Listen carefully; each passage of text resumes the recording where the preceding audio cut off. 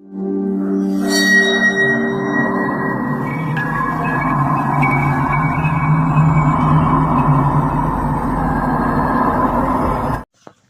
আলাইকুম ভিউয়ার্স, আশা করি আপনারা সবাই ভালো আছেন।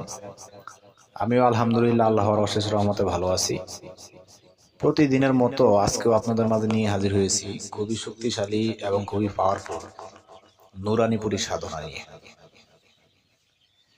অবশ্যই চমৎকার একটি আমল, খুবই পাওয়ারফুল। এ অনেক কাজ করতে পারে।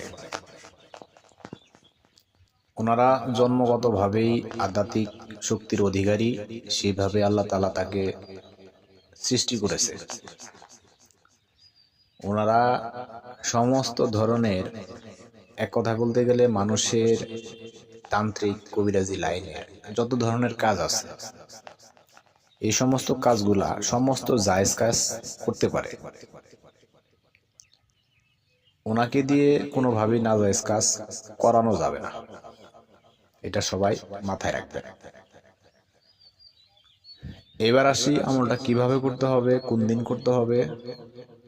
সবাই মনোযোগ সহকারে ভিডিওটি শুরু থেকে শেষ পর্যন্ত দেখবেন এবং কথাগুলো ভালো করে বোঝার চেষ্টা করবেন।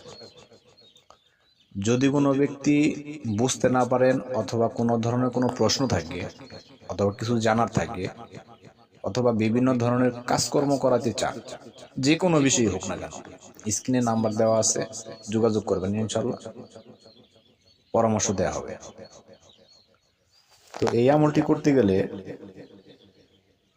3টা দিন নির্ধারণ করতে হবে। এই 3 দিন ব্যতীত অন্য কোনো দিন এই আমল করতে পারবেন না। প্রথম দিন নতুন চাঁদের জুম্মা রাত, চাঁদের 1 তারিখ থেকে প্রথম সপ্তাহের ভিতরে প্রথম যে বৃহস্পতিবার দিন আসবে সেই দিন রাত। দ্বিতীয় নাম্বার দিন হইতেছে পূর্ণিমা রাত, তৃতীয় নাম্বার দিন হইতেছে অমাবস্যা রাত। এই 3টা দিনের যে কোনো একদিন রাত 11টার পরে এই আমল শুরু করতে পারবেন।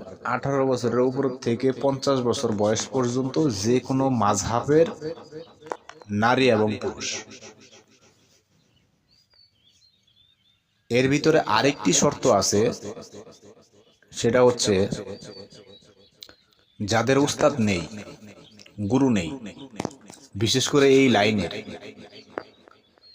তাদেরকে বলতেছি অবশ্যই তারা ভালো কোনো উস্তাদ অথবা গুরুর শিষ্য হয়ে নেবেন। আর যারা আগে থেকেই এই ধরনের গুরু অথবা উস্তাদ আছে, তারা তাদের গুরুর থেকে অনুমতি নিয়ে নেবেন, পরামর্শ করে নেবেন।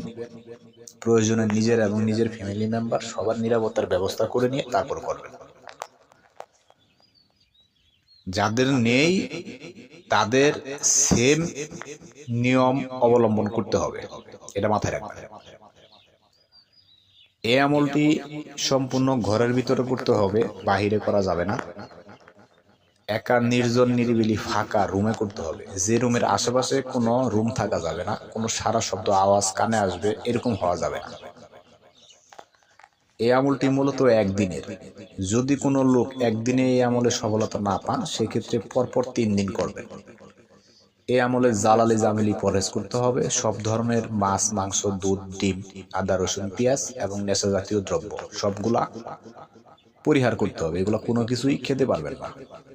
ভালো সুগন্ধি আতর লাগবে, 5টা আগরবাতি লাগবে, ভালো পাক পবিত্র পোশাক লাগবে।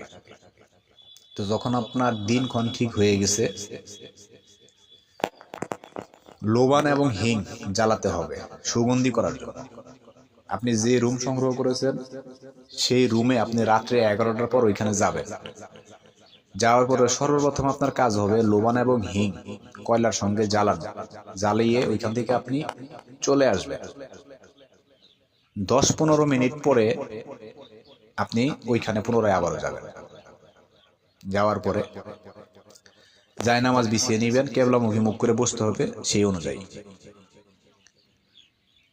ওইখানে বসে সর্বপ্রথম তওবা ইস্তেগফার পড়বেন, তারপরে চেষ্টা করবেন 5 থেকে 10 মিনিট ধ্যান করার জন্য। তাকে আপনি কিভাবে দেখতে চান, উনি কিভাবে আসবে, এইভাবে একটা ধ্যান করবেন যাতে আপনার অন্য কোনো দিক আমলের সময় মনোযোগ না যায়, শুধুমাত্র আমলের দিকেই যেন মনোযোগ থাকে, সেটার জন্য ধ্যান করবেন। ধ্যান করা শেষ, তারপর আপনি স্ক্রিনে আমি যে দোয়াটা দিয়ে দিয়েছি, বিহকে কাফ হা ইয়া আইন সদ, এখান থেকে শুরু। এটা 5320 বার পড়তে হবে। আবারও বলতেছি, কাফ হা ইয়া আইন সদ, এখান থেকে শুরু, সামনে বিহকে কথাটা আছে ওইখান থেকে শুরু আর কি। 5320 বার পড়তে হবে একদিনে নাম। যদি কোনো ব্যক্তি বাইচান্স কোনো কারণে একদিনে সফলতা না পান, তাহলে অবশ্যই পরপর 3 দিন করবেন। কিভাবে পড়তে হবে এটাও যদি বুঝতে না পারেন, তাহলে অবশ্যই স্ক্রিনে নাম্বার আছে, নক দিতে পারেন ইনশাল্লাহ। তো আসলে বন্ধুত্ব করে নেবেন, ডাকার নিয়ম জেনে নেবেন, বিদায় দিয়ে দিবেন। তাহলে এই পর্যন্তই। সবাই ভালো থাকবেন, আমার জন্য দোয়া করবেন। আমিও আপনাদের সবার জন্য দোয়া করি, যে বা যারাই আমল করবেন আল্লাহ তাআলা তাদেরকে সফলতা দান করুক। আজ এই পর্যন্ত, আল্লাহ হাফেজ, আসসালামু আলাইকুম ওয়া রাহমাতুল্লাহ।